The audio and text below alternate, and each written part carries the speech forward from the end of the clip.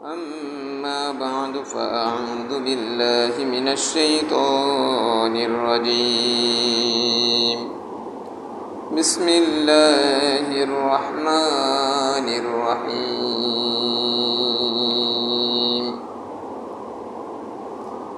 لتجدن أشد الناس عداوة للذين آمنوا اليهود والذين أشركوا إلى آخر الآية من قال قد قال رسول الله صلى الله عليه وسلم من قتل ذميا فإن حجيجه يوم القيامة أو كما قال عليه الصلاة والسلام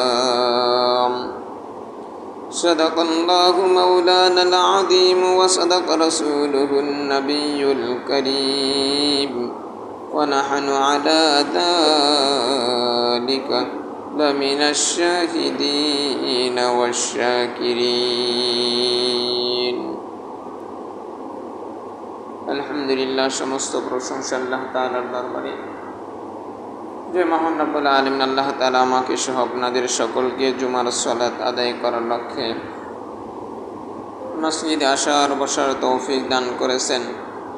এই জন্য সকলেই পড়ে নিই আলহামদুলিল্লাহ।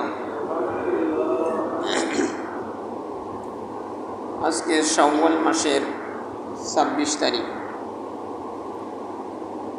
শাওয়াল মাসে গুরুত্বপূর্ণ একটা আমল ছিল, সেটা হলো শাওয়ালের 6টি রোজা। যে এই রোজা সম্পর্কে আল্লাহ রাসূল সাল্লাল্লাহু আলাইহি ওয়াসাল্লাম বলেছেন,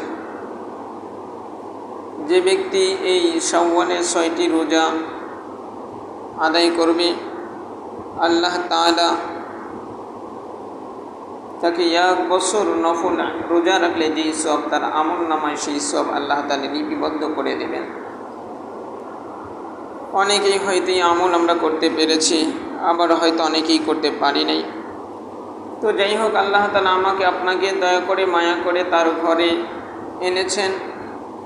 আল্লাহ তাআলা যাকে ভালোবাসে তাকেই আল্লাহ তাআলার ঘরে আসার তৌফিক দান করে এবং সেই আল্লাহ তাআলার নৈকট্যশীল বেশি হয়। একজন বড় মানুষ যদি একজনকে ভালোবাসে, ওই ব্যক্তি যদি কাজের লোকও হয় তাহলে তার কাছে যাইতে পারে। আর একজন বড় মানুষের কাছে সবাই কিন্তু যাইতে পারে না। যে যাকে ভালোবাসে সেই তার নিকটবর্তী হইতে পারে। হাদিস শরীফের ভিতরে একটা ঘটনা আসছে, রাসূল করিম সাল্লাল্লাহু আলাইহি ওয়াসাল্লামকে ইহুদিরা প্রশ্ন করেছিল যে আল্লাহ তাআলার কাছে সবচেয়ে উত্তম মর্যাদাপূর্ণ জায়গা কোনটা? রাসূল করিম সাল্লাল্লাহু আলাইহি ওয়াসাল্লাম উত্তরে বলেছিলেন, আমার জানা নেই, তবে অপেক্ষা করো জিবরাইল আলাইহিস সালাতু ওয়াস সালাম এর কাছে জিজ্ঞাসা করার আগ পর্যন্ত। জিবরাইল আলাইহিস সালাতু ওয়াস সালাম আসলেন। জিবরাইল আলাইহিস সালাতু ওয়াস সালামকে জিজ্ঞাসা করলেন যে ইহুদিরা আমাকে তো প্রশ্ন করেছে যে দুনিয়ার মধ্যে সবচেয়ে উত্তম জায়গা কোনটা, মর্যাদাপূর্ণ জায়গা কোনটা? জিবরাইল আলাইহিস সালাতু ওয়াস সালামও বলে, আমার জানা নেই, আমি আল্লাহ তাআলাকে জিজ্ঞাসা করে নিই। জিবরাইল আলাইহিস সালাতু ওয়াস সালামকে যখন এই প্রশ্নটা করা হলো, উনি রব্বে কারিমের কাছে চলে গেলেন।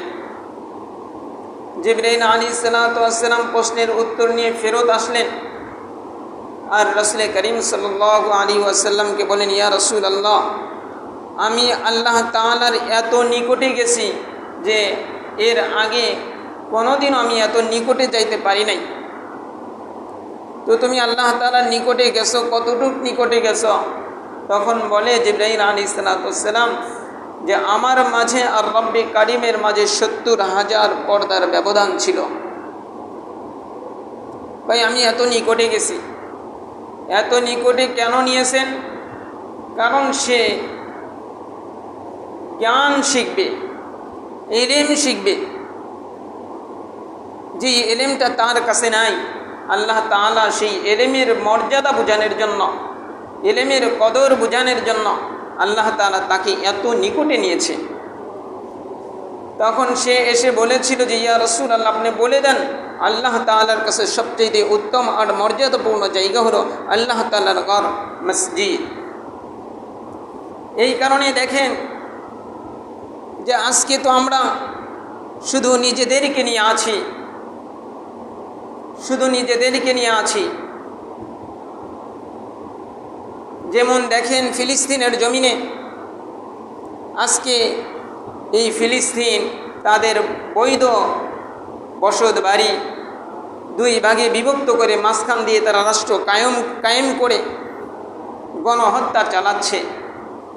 আর রাসূল করিম সাল্লাল্লাহু আলাইহি ওয়াসাল্লাম ভবিষ্যৎবাণীও করে গেছেন সেই সিরিয়া নিয়ে। আর সিরিয়ার প্রাণ কেন্দ্র বলা হয় বাইতুল মুকাদ্দাসের আশপাশ এলাকাকে। রাসূল করিম সাল্লাল্লাহু আলাইহি ওয়াসাল্লাম আরও বলে গেছেন যে ইমাম মাহদী আসার আগে এই হিন্দুস্তানে গাজওয়ায়ে হিন্দ নামের একটা যুদ্ধ হবে। যেই যুদ্ধর সূচনা অনেক আগ থেকেই শুরু হয়ে গেছে এবং সেই যুদ্ধের সূচনার এখন প্রায় সূচনার শেষ প্রান্তে, যুদ্ধ লাগার শুধু অপেক্ষা করতেছে। আর সেটাও ইংরেজরা সেটা করে দিয়ে গেছে যে এই হিন্দুস্তানের ভিতরে, কারণ তারা জানে যে মুসলিমদের শত্রু আল্লাহ তাআলা চিহ্নিত করে দিয়ে গেছে যে লা তাজিদান্না আশাদ্দান নাসি আদাওয়াতাল লিল্লাযিনা আমানুল ইয়াহুদা ওয়াল্লাযিনা আশরাকু। রব্বে কারীম বলেন যে আমি অবশ্যই তোমাদের শত্রুদেরকে আমি সারমর্ম তর্জমা হলো তোমাদের সবচেয়ে বড় শত্রু চিহ্নিত করে দিয়ে গেলাম। আর সেটা হলো ইহুদিরা তোমাদের সবচেয়ে বড় শত্রু, আর হলো মুশরিকরা তোমাদের বড় শত্রু। ইহুদি কারা আমরা বাবা চিনি, মুশরিক কারা হয়তো আমরা এখানে অনেকেই চিনতে ভুল করি। মুশরিকদের সবচেয়ে উপরের স্তরটাই হলো হিন্দু সম্প্রদায়। এই দুইটা জাত হলো তোমাদের সবচেয়ে কঠিন আসাদ, মানে কঠোরতার এর চেয়ে উপরের আর কোনো শব্দ নেই। যে সবচেয়ে কঠিন দুশ্মন তোমাদের, একটা হলো ইহুদি আর একটা হলো এই মুশরিক, আর সেই মুশরিক হলো এই হিন্দু সম্প্রদায়ের একটা।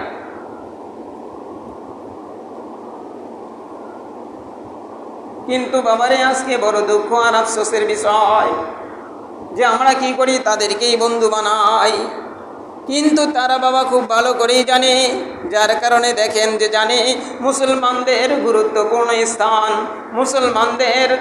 মুসলমানদের সবচেয়ে উত্তম জায়গা হলো মসজিদ।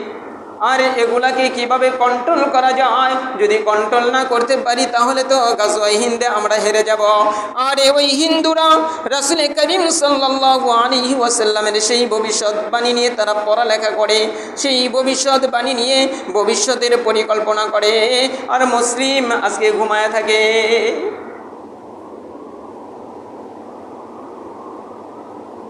যার কারণেই তো দেখেন এই যে পার্শ্ববর্তী রাষ্ট্র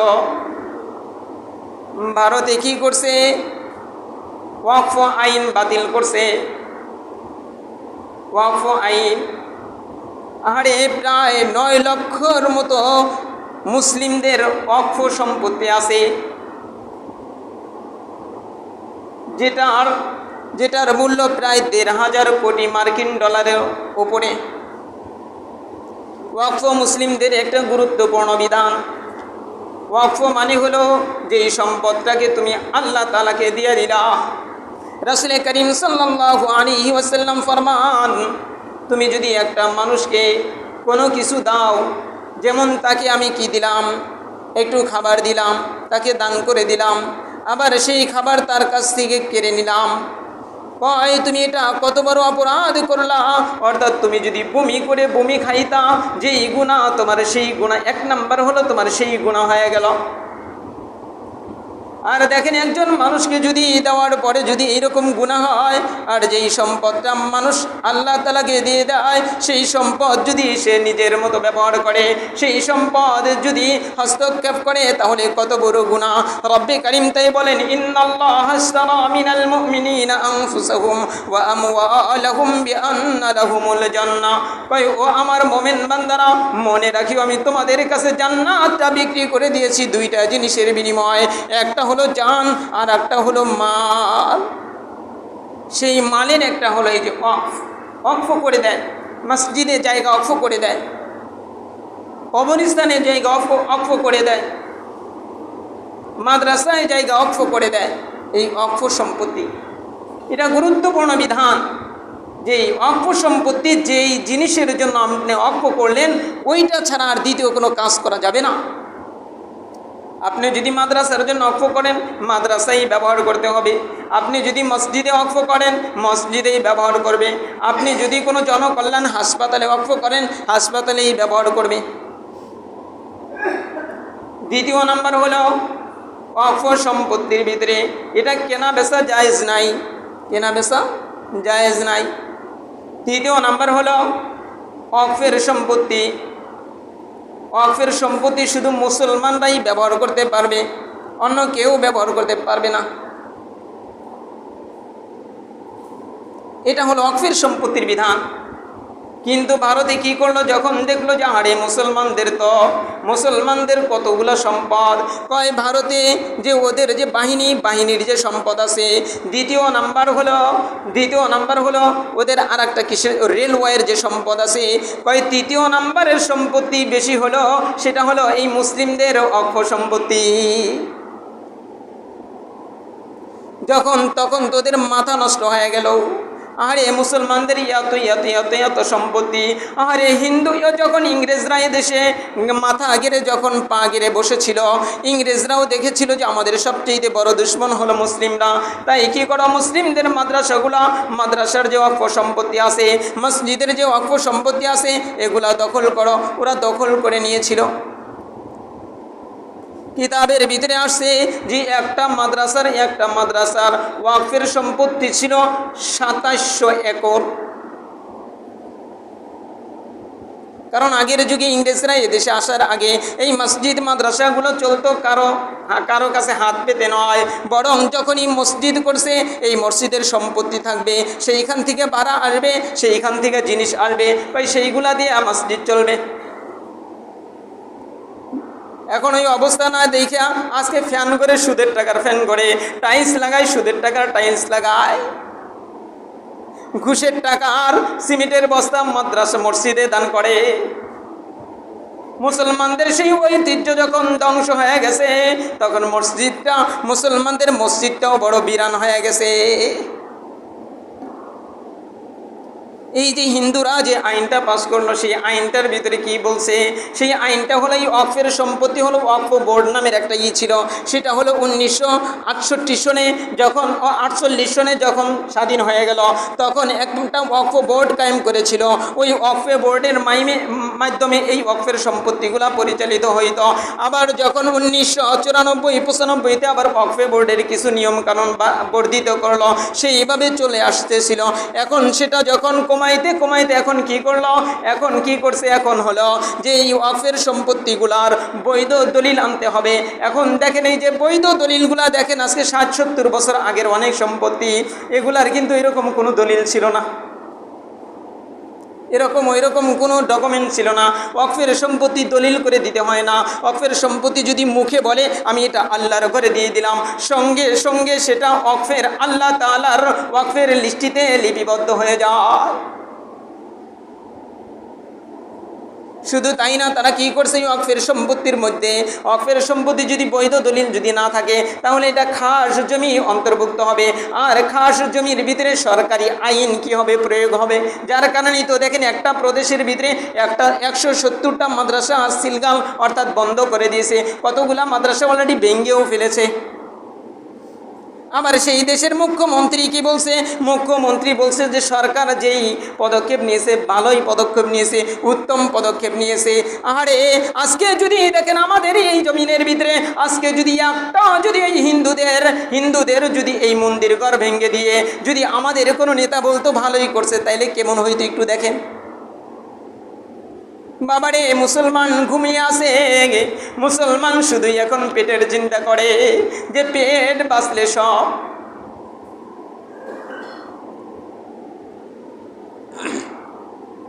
আজকে খবর নাই। আরে এরকমভাবে মুসলিমদের উপর নির্যাতন নিষ্পীষণ চলতেছে, কিন্তু আজকে আমাদের খবর নাই। আজকে আমরা তাদের সাথেই বন্ধুত্ব করি, তাদের সাথেই আজকে আমাদের বন্ধুত্ব। কিন্তু রব্বে কারিম বলেন যে তোমাদের সবচেয়ে বড় দুশ্মন হলো ইহুদিরা আর হলো মুশরিক এই হিন্দুরা। কিন্তু মনে রাখিয়েন, অনেকেই কয় আমার হিন্দু বন্ধু আছে। মনে রাখেন যখনই বললেন আমার হিন্দু বন্ধু আছে, রব্বে কারিম বলেন শত্রু। আপনি বলেন হিন্দু বন্ধু, আপনি তো এখন এই ছোট বিষয় মনে করেন, কিন্তু না রে বাবা, এটা বলার সঙ্গে সঙ্গে ঈমান চলে যাওয়ার সম্ভাবনা বেশি। মনে রাখিয়েন আজকে এই যে কালেমার পতাকা নিয়ে এই যে দেখলাম তো আমাদের বাহিনীর লোকেরা কালেমার পতাকাগুলা কেড়ে কেড়ে নিয়েছে কি নাই? আমি মিথ্যা কথা বলতেছি? রাসূল করিম সাল্লাল্লাহু আলাইহি ওয়াসাল্লামের এই মিম্বারে বসে মিথ্যা কথা না রে বাবা, এটা হলো কালেমার পতাকা। আমাদের বাহিনীর লোকেরাও ছিনিয়ে নেয়, কয় কালা পতাকার মধ্যে কালিমা লেখা, এটা হলো জঙ্গিদের আলামত, কয় আইএসের আলামত। আরে ওই সেনাবাহিনী ওই বাহিনী ও নিজেও জানে না ওর মস্তিষ্ক ধোলাই করছে। ওর মস্তিষ্ক কিভাবে ধোলাই করছে? আইএস বানাই লোকেরা। আবার আইএস বানানোর পরে ওর কালেমার পতাকাটার সিস্টেম কিন্তু ভিন্ন। ওরকম কালেমার পতাকা আমাদের দেশে আমার চোখে কোনোদিন পরে নাই। ওই রকম আইএসের কালেমা উড়াইছে। আইএসের কালেমার উপরে দেখবেন লা ইলাহা ইল্লাল্লাহ, এটা সম্ভবত কালো অক্ষরে, এটা কালো কাপড়ে ওইখানে হয়তো সাদায় লেখা। আবার এইখানে সাদা ব্যারিকেডের ভিতরে একটা গোল ব্যারিকেডের ভিতরে উপরে আল্লাহ, তারপরে মোহাম্মদ, তারপরে রসুল লেখা। ওটার ভিতরেও শিরিক ঢুকাইছে, কিন্তু মুসলিম জানে না। কারণ মুসলিমদের ভিতরে মস্তিষ্ক কিভাবে ধুলাই করছে রাসূল করিম সাল্লাল্লাহু আলাইহি ওয়াসাল্লাম ফরমান, যখন এই হিন্দুস্তান এই ভারতবর্ষে খুরাসান থেকে একটা যেই দল আসবে, সেই দলের পতাকার কালারটা হবে কালো, আর রাসূল সাল্লাল্লাহু আলাইহি ওয়াসাল্লামের জামানায় যে যুদ্ধের পতাকা ছিল, এই পতাকার উপরে লেখা ছিল লা ইলাহা ইল্লাল্লাহ। তাইলে যেই রাসূল করিম সাল্লাল্লাহু আলাইহি ওয়াসাল্লাম হিন্দুস্তানে যেই বাহিনী আসবে, তাদের পতাকার রং হবে কালো, আর সেটার ভিতরে লেখা থাকবে হলো লা ইলাহা ইল্লাল্লাহ। এটা মস্তিষ্কের ভিতরে আজকে ঢুকায়া দিছে যে আজকে কালো কাপড়ের ভিতরে কালেমা লেখা, এটা হলো জঙ্গিদের আলামত। যার কারণে আজকে এই পাগলরা আজকে এটা দেখলে সহ্য করে না। কিন্তু মুসলিম মনে রাখিও, তোমাদের এটাই হলো বড় আলামত, কালো কাপড়ের ভিতরে সেটা লা ইলাহা ইল্লাল্লাহ। আরে ওই যে চট্টগ্রামের অবস্থা বড় কঠিন, আমি জানি না, কিন্তু ওলামায়ে কেরাম আজ থেকে দীর্ঘদিন আগেই কিন্তু বলেছে যে বড় কঠিন। আরে সেই ওলামায়ে কেরাম আজকে কি হয়েছে? ওলামায়ে কেরাম আজকে দুশ্মনে পরিণত হয়েছে। সেইখানে গেরুয়া পতাকা উড়ায় কোনো সমস্যা নাই, আর কালেমার পতাকা মিছিলে থাকলে সেটা হলো সমস্যা। কারণ ওই যে ইহুদিরা ঢুকায়া দিছে যে ওরা তো একটা দল বানাইছে, বিভিন্ন জায়গায় যখন দেখে মুসলিমদের তো নিয়ম কানুন যদি এখানে প্রয়োগ হয়, তাইলে তো এরা শান্তিতে ভরে যাবে। তাই এদেরকে শান্তিতে থাকতে দেওয়া যাবে না। কিছু মানুষকে ওরা সংগ্রহ করছে, ডলার দিয়ে টাকা দিয়ে এদেরকে সংগ্রহ করছে। সংগ্রহ করার পরে ওরা দল বানাইছে। আবার সেই দলের মধ্যে কয় কালেমা লাগাও, দাড়ি লাগাও।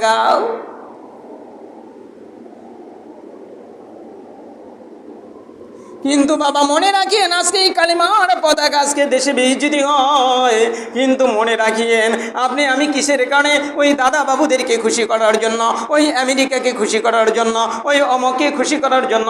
মনে রাখিও আল্লাহ তাআলার নাফরমানি করে তুমি যদি কাউকে খুশি করতে চাও, আল্লাহ তাআলা তাদের মাধ্যমে তোমাদেরকে বেইজ্জতি করবে।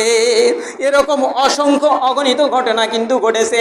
এই যে আমাদের দেশের জঘন্যতম একজন পাপী মহিলা, সে হলেই তসলিমা নাসরিন যখন ভারতে চলে গেল, ভারতে যাওয়ার পরে যখন কঠিন অসুস্থ হয়ে গেল, ভারতের লোকেরা যখন তাকে চিকিৎসা করছে, চিকিৎসা করার পরে পঙ্গু বানায় দিছে। তারপর সে সংবাদ মাধ্যমে বলে ওরা আমাকে মনে করছে, আমার নাম দেখে মনে করছে মুসলিম, যার কারণে ওরা আমাকে ভুল চিকিৎসা দিয়ে আমাকে ধ্বংস করে দিয়েছে। ও বাবা, ওই যে নাম দেখছে, নাম দেখেও ও নিজেও স্বীকার করতেছে। আপনি মনে করিয়েন না ওই দাদা বাবুদেরকে খুশি করতে যায়া, ওই আমিরেকে খুশি করতে যায়া কালেমার পতাকার সাথে অবমাননা করবেন। আপনি বাঁচতে পারবেন না। আমরা তো ইনশাল্লাহ অগ্রসর সামনের বাহিনীতে থাকবো, আর আপনারা যতই পিছনে থাকেন মনে করিয়েন না যে আপনারা বাঁচতে পারবেন। তসলিমা নাসরিন কিন্তু বাঁচতে পারে নাই ওদের লোক হইয়া। আর এই আফগানিস্তানের দিকেই তাকান, আফগানিস্তানের তালেবানরা যখন রাষ্ট্র দখল করে নিয়ে গেল, তখন ওই যে আমেরিকার 5টা গোলাম যারা ছিল তারা কিন্তু পালায়ে গেছিল। ট্রাম্প প্রশাসন এখন কি করছে, এই ট্রাম্পা প্রশাসন কি করছে, যে টাইম বেঁধে দিছে যে এতদিনের ভিতরে যার যার দেশের লোক তার জায়গায় চলে যাও। কিন্তু তুমি যে তোমার স্বজাতির সাথে গাদ্দারি করলা, এখন তুমি কই যাইবা? এই তো কিতাবের ভিতরে একটা ঘটনা আছে যে এক বেচারা বাচ্চাকে ভালোবাসিয়া একটা পাখি হাদিয়া নিয়ে গেছে, একটা পাখি। সেই ঘুঘু পাখি কয় ডাকটা বড় সুন্দর, এ কি করে, এর ডাকে পাগল হইয়া অন্য ঘুঘুর আসে, সে জবাই করিয়া খায়। এই দামি একটা পাখি বাচ্চাকে হাদিয়া দিছে। বাচ্চাকে হাদিয়া দেওয়ার পরে বাচ্চা বলে এই পাখির বৈশিষ্ট্য কি? এই পাখির বৈশিষ্ট্য এর আওয়াজটা এত সুন্দর যে এ তার স্বজাতিকে আকৃষ্ট করে, নিয়ে আসার পরে আমি ওইগুলা কি করি, জবাই করি কিংবা ওইগুলা বিক্রি করে আমি চলি। তখন বাচ্চা বলে আচ্ছা তুমি কি আমাকে এটা হাদিয়া দিলা? কয় হাদিয়া দিলাম। বাচ্চা কয় একটা ছুরি আনো। জবাই করছে। জবাই করার পরে ওই বেচারা বলতেছে বাচ্চা আপনি এটা কি করলেন? আমি এত আদরের আমার একটা পাখি, যেই পাখিটাকে আপনাকে আমি হাদিয়া দিলাম সেই পাখিটা আপনি জবাই করলেন। কয় আমি জবাই করলাম কেন জানো? কয় এই জবাই করলাম, এটা হলো স্বজাতির সাথে গাদ্দারি করার পরিণাম। যে ও তোর সুন্দর ভাষা দিয়া ও পাখিকে কি করছে, কাছে আনার পরে ওইটা তুমি জবাই করিয়া খাইছ, অর্থাৎ ও স্বজাতির সাথে গাদ্দারি করছে। স্বজাতির সাথে গাদ্দারির পরিণাম হলো এরকমভাবেই। আরে বাবা, মির্জাফরও কিন্তু স্বজাতির সাথে গাদ্দারি করেছিল। আরে এরকম অনেকেই স্বজাতির সাথে গাদ্দারি করেছে। তাই বাবারে এখন কিন্তু বসে থাকার সময় নাই। নিজের ইমানকে বাড়ান, হারামকে ছাড়েন, গুনাহ ছাড়েন, আল্লাহ তাআলার সাথে লিয়াজু করেন যে রব্বে করিম আমি একমাত্র আপনার হয়েই থাকতে চাই। আর সেজন্য হলো যে আজকে মুসলমানদের ঐক্যবদ্ধ হতে হবে। সমস্ত ভেদাভেদ ভুলে গিয়ে নিজের গুনাহমুক্ত জিন্দিগি বানায়া, আমলওয়ালা জিন্দিগি নিয়া আজকে মসজিদ মাদ্রাসা আল্লাহওয়ালা এই 3